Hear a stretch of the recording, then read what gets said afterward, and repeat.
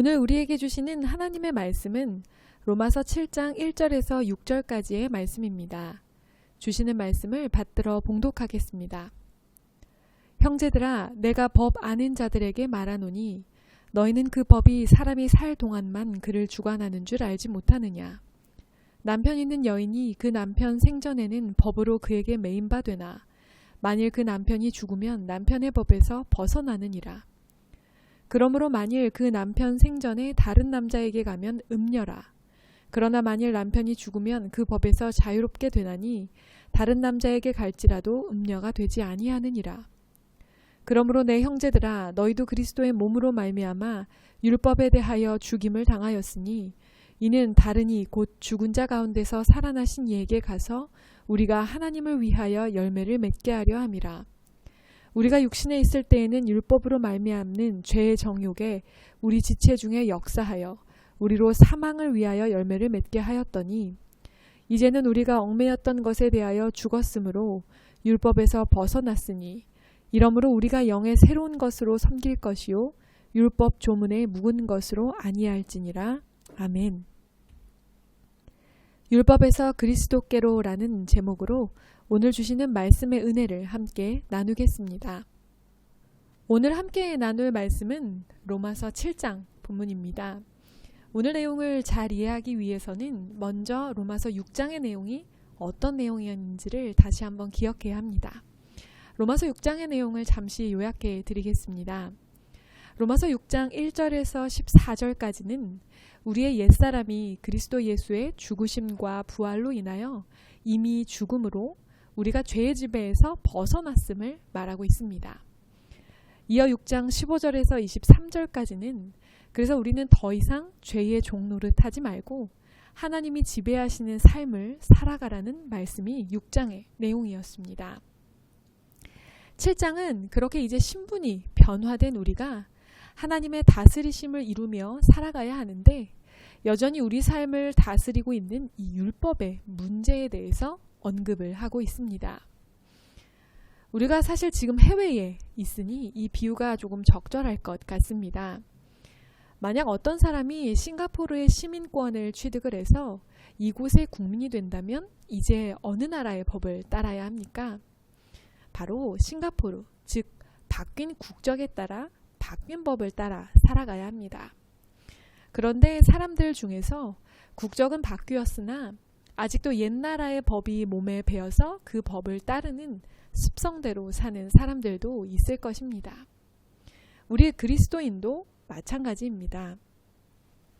죄의 종노릇하던 옛사람은 이제 죽었고 우리는 하나님의 종인 새로운 신분으로 살아가게 됩니다. 우리의 소속과 국적이 바뀐 것입니다. 그래서 이제는 새로운 법을 따라 살아가야 합니다. 그런데 여전히 옛사람의 법을 따르는 습성을 버리지 못할 때가 있습니다. 그것이 바로 율법이라는 것입니다. 이것은 오늘 바울을 7장 본문 속에서 남편과 아내에 관한 비유로 설명을 하고 있습니다. 결혼은 사실 서로에게 온전히 매이는 관계입니다. 꽤나 무게감이 있는 약속의 관계인 것입니다. 이것은 하나님 앞에서도 물론이거니와 사회법으로도 마찬가지입니다. 서로에게 철저하게 법으로 매여 있는 관계라는 것입니다. 그렇기 때문에 남편과 아내가 살아 생전에 다른 남자와 다른 여자와 관계를 맺으면 그것은 간음이고 불륜이 됩니다. 그러나 만약 남편이나 아내가 죽게 되면 이제 그 배우자는 더 이상 이전의 남편과 아내에게 매인 바 되지 않습니다. 새로운 사람을 찾아 만날 수 있다는 것입니다. 율법도 마찬가지입니다.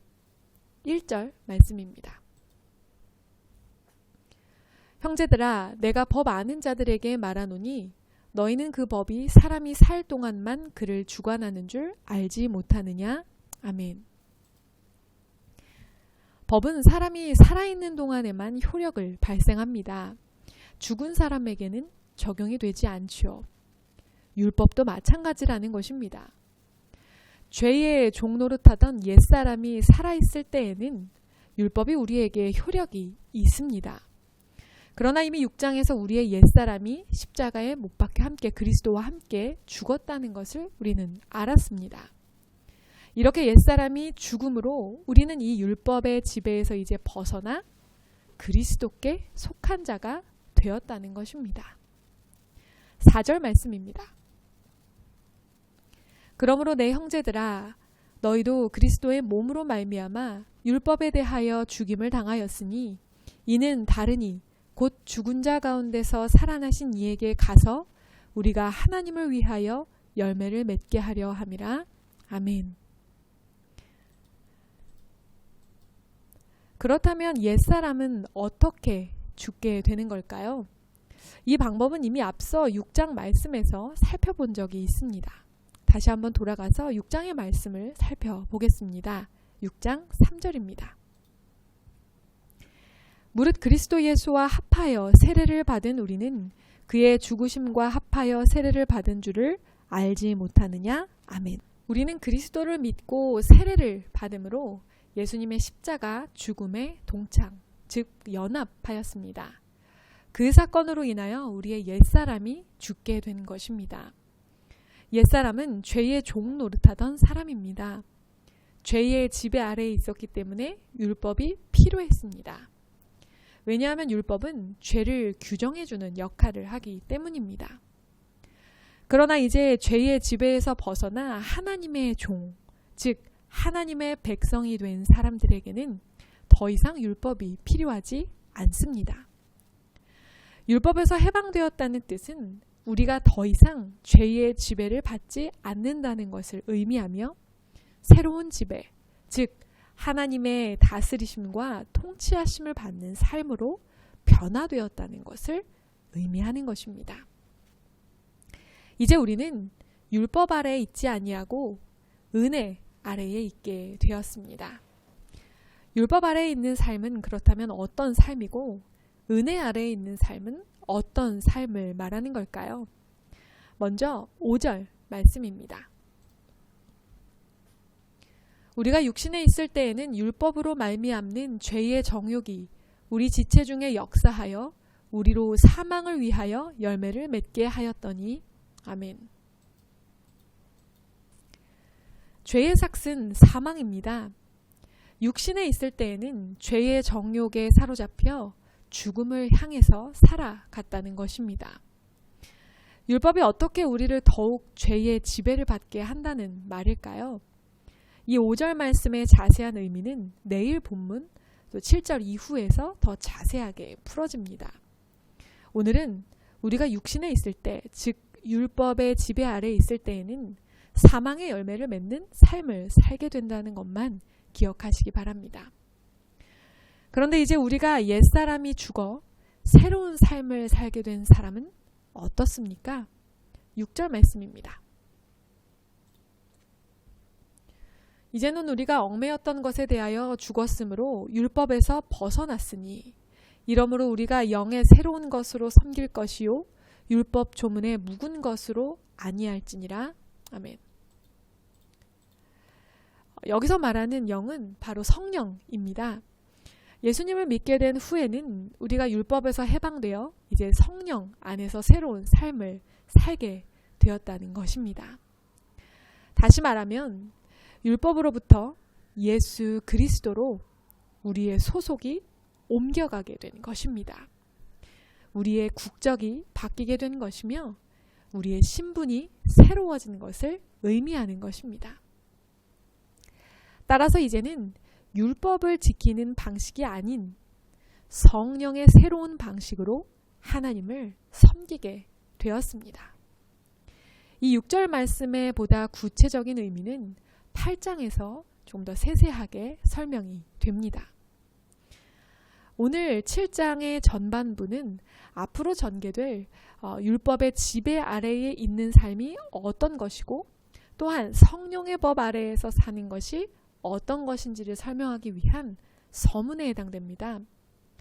따라서 오늘 말씀의 주제는 예전에는 율법에 속한 자였으나 이제는 우리가 그리스도께로 속한 자로 우리의 신분이 전환되었다는 것입니다. 그런 의미에서 우리는 이제 더 이상 율법을 잘 지키는 것으로 하나님을 잘 섬기는 것이 아니라 성령님께서 주시는 새로운 성령의 법을 따라 하나님을 잘 섬겨야 합니다. 우리의 소속이 바뀌었으므로 우리를 지배하고 다스리는 법도 바뀌게 된 것입니다. 오늘을 살아가는 우리에게 이 소속의 문제는 매우 중요한 문제입니다.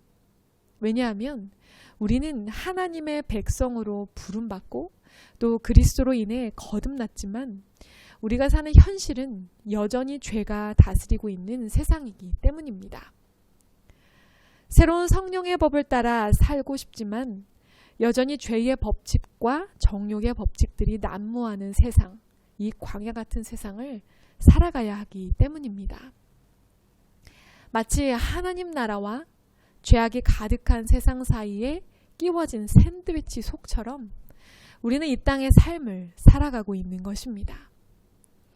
그렇게 우리는 가장 먼저 우리의 정체성을 분명히 인식하고 그것을 붙잡아야 합니다.